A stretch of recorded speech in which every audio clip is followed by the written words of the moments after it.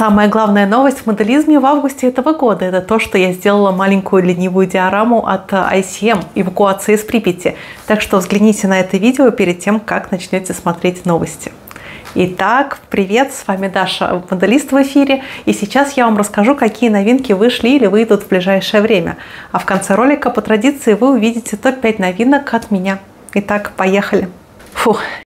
АВД после долгой двухмесячной спячки выкатили 6 новинок, и ходят слухи, что у них потерялся где-то контейнер на границе. Но это только слухи. Обычно у АВД есть перерыв в новинках, это только один раз летом и один раз зимой.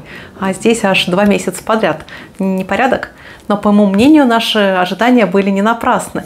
Например, вышла модель Белаза, и она мне очень приглянулась. У меня уже есть подобная модель, но она фабричная. И вот в этом видео я ее обозреваю и критикую.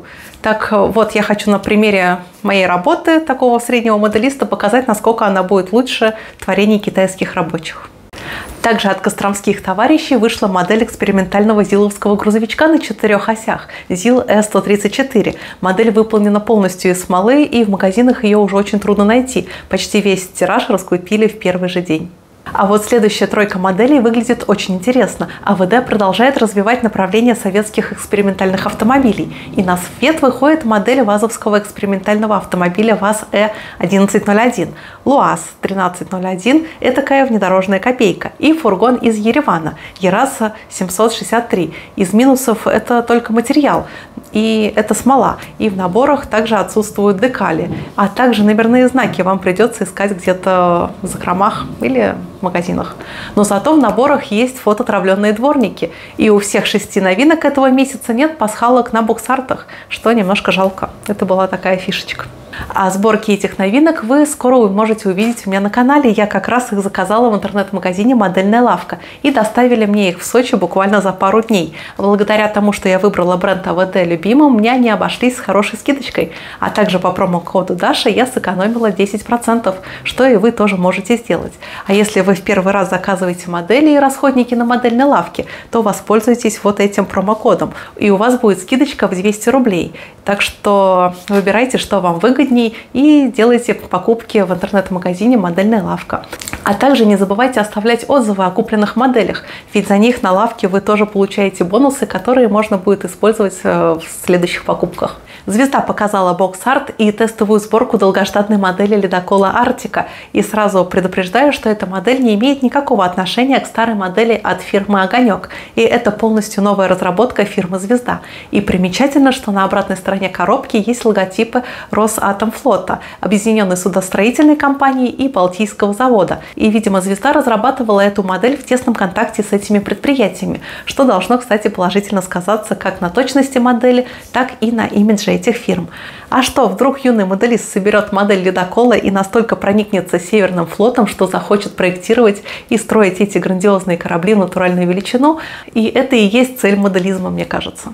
А длина модели будет чуть менее полуметра, так что готовьте место на полках. А еще в комплекте будет модель вертолета, и это Ми-8 или его более поздняя модификация. Также «Звезда» под конец лета выпускает модель аэробуса А321 в 144 масштабе в ливрее компании «Конкор». А киевские товарищи из «Мини-Арт» выпускают набор с немецкими снарядами для 75-мм пушки и со снарядными ящиками. Набор любопытен декалью с очень подробными техническими надписями, а снаряды будут в 35 масштабе. Ждем. Мини-Арт продолжает катать немцев в прицепе у трактора Ланцбульдог в 35-м масштабе. Короче, киевляне продолжают миксовать свои разные наборы под разными коробками. И неужели такой подход оказывается рентабельным? А вообще, мне кажется, Ланцбульдог у меня чуть ли не в каждом выпуске новостей фигурирует. Но зато Мини-Арт радует любителей строить диорамы выходом набора, в котором будут современные кондиционеры, спутниковые тарелки и декаль с граффити. И ни Т-55, ни Т-34 в этом месяце Мини-Арт не выпустили. А вот и нет. Как же Мини-Арт без очередной Т-34? И на этот раз они выпустили модель Т-34-85 с полным интерьером производства лета 1944 года завода 112. А соседи Мини-Арта по Киеву ICM тоже в августе не сидели сложа руки и выпустили набор советских артиллеристов. В набор войдут «Катюша» на шасси британского грузовичка, грузовик для перевозки боеприпасов и советский артиллерийский расчет, заряжающий реактивный миномет. А в 32-м масштабе i7 выпускает необычный набор с китайскими пилотами. И теперь стало понятно, зачем i7 выпускает модели беспилотников. Они их прикрепляют к бомбардировщику Douglas DB-26 в 48-м масштабе. Также i7 обещают выпустить модель реактивного миномета «Катюша» на шасси ранее заявленного американского грузовичка Chevrolet в 35-м масштабе. Также интересен анонс французского внедорожника Лафли в танковом 35-м масштабе. Но лично я все жду выхода обещанного в каталоге на 2021 год модели КамАЗа с кунгом. А теперь давайте вернемся обратно в Кострому и посмотрим, что интересного местные ребята подготовили для коллекционеров. На шасси четырехосного КамАЗа они подготовили модель аэродромной пожарной машины в 43-м масштабе АА-1360. Ценник за такую модель соответствующий – 8500 рублей. А мне остается ждать эту модель в виде набора для сборки от АВД. Но за такие деньги у модели есть проблема. Кабина должна подниматься, как у обычных КамАЗов, а не вся рубка сразу. Но если ваша модель будет стоять статично на полке, то эта проблема останется незаметной. Под брендом «Сова» выходит модель автобуса «Икарус» в ливрее Софтрансавто, а под брендом «Модель Про» выходит смоляная модель грейдера в 43-м масштабе со следами эксплуатации. И стоит такая модель будет 8700 рублей. И неужели за такие деньги найдутся покупатели? Видимо, там очень маленький тираж. У ССМ выходит модель КамАЗа с кунгом, да не простым, а с кунгом, взятым у автомобиля «Урал». И неужели было так сложно разработать модель подходящего кунга? Dragon в 144-м масштабе анонсировали выход модели немецкого бронепоезда. И помимо бронелокомотива и нескольких вагонов, в наборе будет маленькая модель танка Panzer IV. Под брендом Mono Dragon вдыхает жизнь в свои старые, ставшие уже классическими наборы.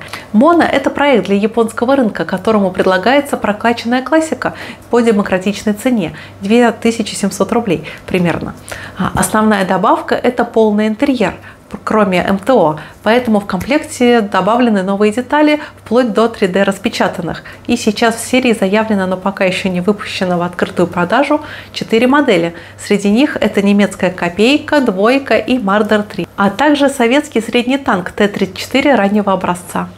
Также китайцы из Dragon перевыпускают свои старые наборы с тиграми, но уже с их фирменными Magic траками. Модели будут, кстати, в 35-м масштабе.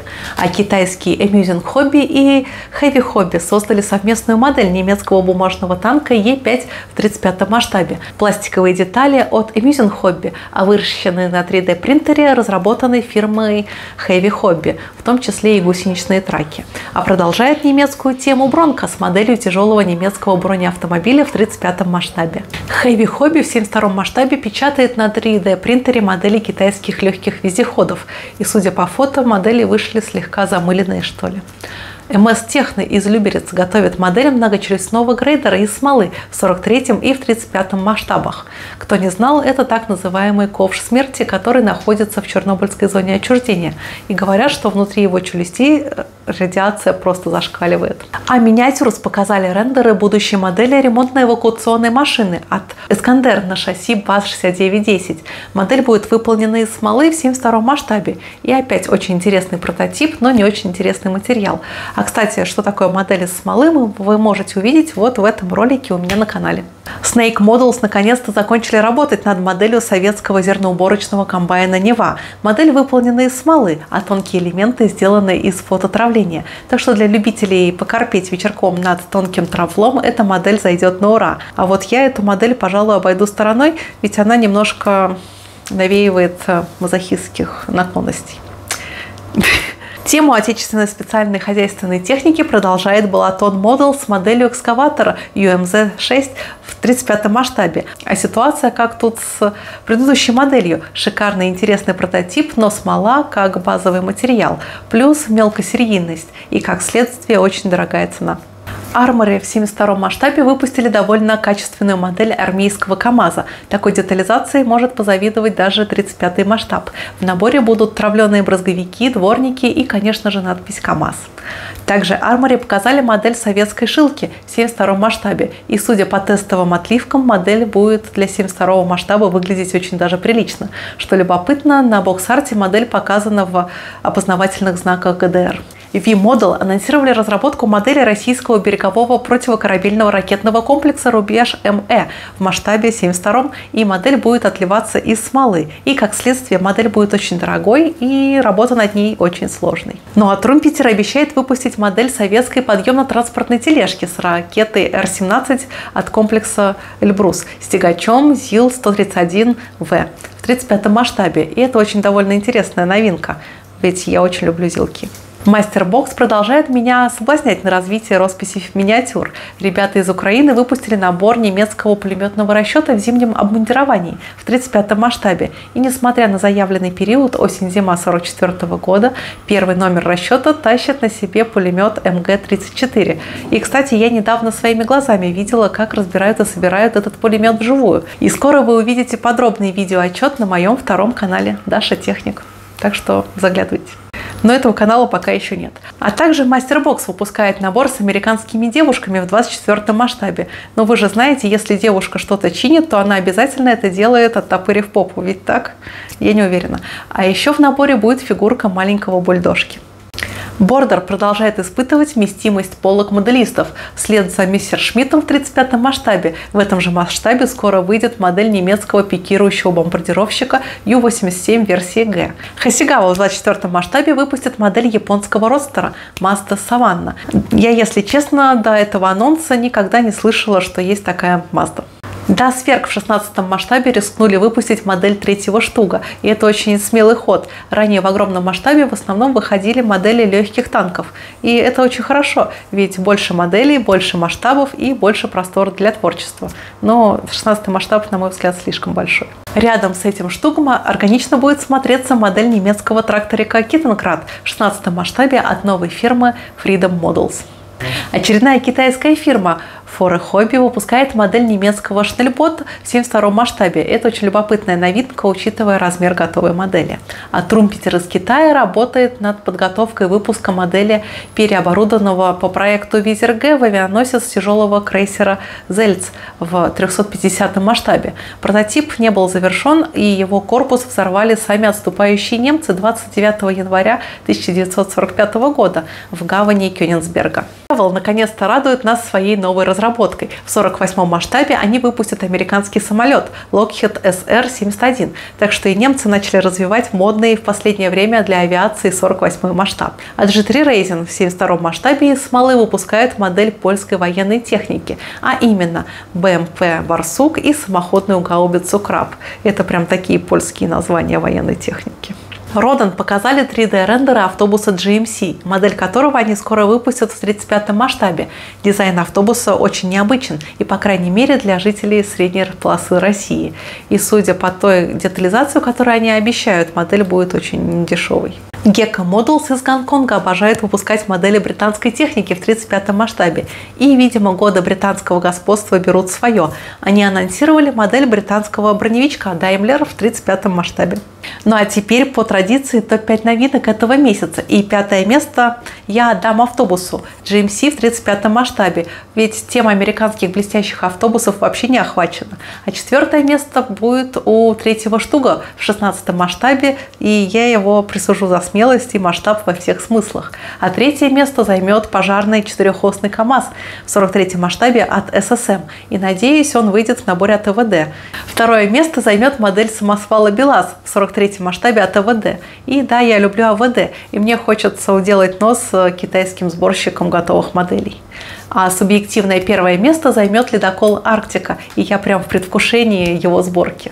Напишите в комментариях, согласны ли вы с моим топом, и если нет, то тоже. И какую модель вы бы поставили на 1-е место, и какую модель вы ждете больше всего из этого выпуска. А также не забывайте ставить лайки, подписываться на мой канал, также заглядывайте в мои социальные сети. Все есть в описании. А я пошла работать над очередной моделью. Так что увидимся на следующей неделе. До новых встреч. Пока-пока. А соседи Миниарта по Киеву ICM также в августе не сидели сложа руки и выпустили заново. А соседи Миниарта по Киеву ICM также Но зато Миниарт радует любителей строить диорамы выходом набора. Заново, наверное, да?